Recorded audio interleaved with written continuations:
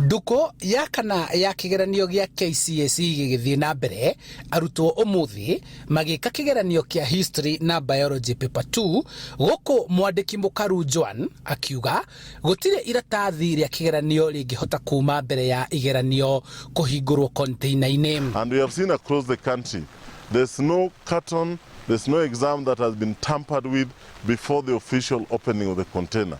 So for those who are circulating fake papers 2 days, a day earlier, and telling parents and telling teachers and telling learners that they have the exams, they should know that these papers are fake. Mwandiki Mukaru Julius Joan augite maratathi maria maranyagio mbere ya kigeranio gwikwo ni magungo na thirikari kuhuthira honge ciayo ni maikitie ngono amwe aria manyitikanite makinyagia igeranio ta ici mitambo-ini ya ukinyaniria.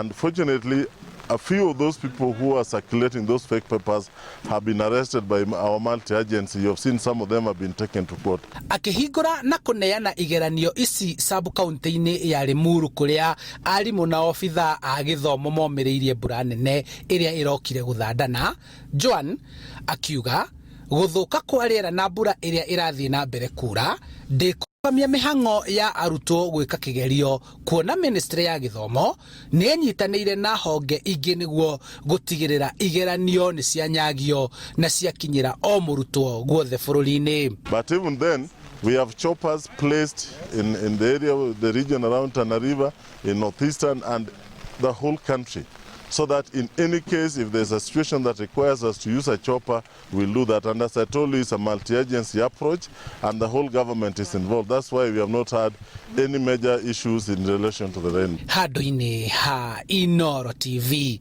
kuma Limuru, kaunti-ini ya Kiambu, njitagwo Charles Gikuga wa Kariuki.